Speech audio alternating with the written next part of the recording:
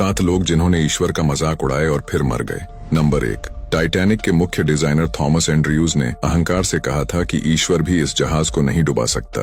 और टाइटैनिक के पहली यात्रा से पहले जब टाइटैनिक के निर्माता जे ब्रूस इसमें से टाइटैनिक की सुरक्षा के बारे में पूछा गया था तो उन्होंने भी यही जवाब दिया था कि ईश्वर भी इस जहाज को नहीं डुबो सकता।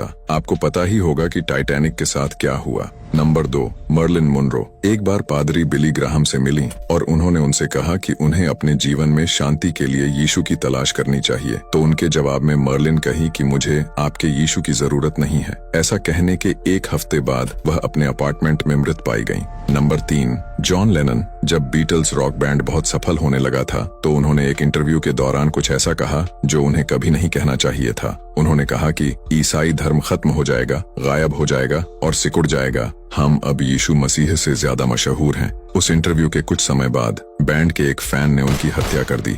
Number 4, Bon Scott highway to hell के अपने इस गीत में स्कॉट ने कुछ ऐसे बोल गाए, oh Satan I paid my due playing in a rocking band, जिसका हिंदी में अर्थ होता है, हे शैतान, रॉकिंग बैंड में बजाते हुए मेरा हक अदा किया। इस गाने के प्रकाशित के बाद 1980 में एक रात को उनकी मृत्यु हो गई। नंबर 5, कैजुजा एक फेमस ब्राजीलियन गायक जिसने अपने एक प्रदर्शन के दौरान सिगरेट पैकेट से एक कश लिया और हवा में धुआं उड़ाकर कथित तौर पर कहा कि ईश्वर यह आपके लिए है। उस घटना के बाद 32 वर्ष की आयु में फेफड़ों के कैंसर से उसकी मृत्यु हो गई।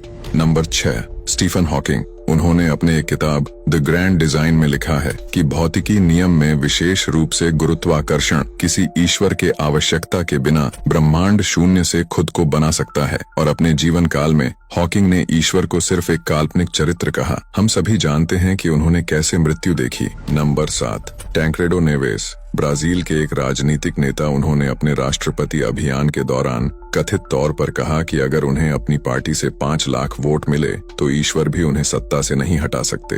वे चुनाव जीते लेकिन पदभार ग्रहण करने से ठीक पहले अचानक से उनकी मृत्यु हो गई। ये उन लोगों के नाम हैं जिन्होंने अपने जीवन काल में ईश्वर का मजाक उड़ाए और फिर मर गए। इसका मतलब यह नहीं है कि ईश्वर ने उन लोगों को मोड़ डाला। ऐसा हो सकता है कि शैतान ने यीशु से आपके विश्वास को नष्ट करने और विश्वासियों को सच्चाई से दूर ले जाने के लिए किया हो। यह संभव हो सकता है कि वे मौतें शैतान ने अपने भयावह एजेंडे को पूरा करने के लिए खुद ही रची हों, ताकि लोगों के दिलों में यीशु के लिए भ्रम और संदेह पैदा हो और लोग यीशु के प्रेम और भलाई पर सवाल उठा सके और यीशु को नकारात्मक और क्रूर दिखाने की प्रयास सफल हो सके और लोग उस पर संदेह करें और यीशु को अनुग्रह और दया के बजाय न्याय और क्रूरता के रूप में देखे और उस पर से विश्वास खो दें। इसीलिए हमें जल्दबाजी में नहीं मानना चाहिए कि उनको ईश्वर ने उठा लिया होगा। ऐसा हो सकता है कि अपनी भयावह एजेंडे को पूरा करने के लिए शैतान ने मोड़ डाला हो। और आखिर में हमें हमेशा याद रखना चाहिए कि ईश्वर का मजाक उड़ाने के अपने परिणाम होते हैं।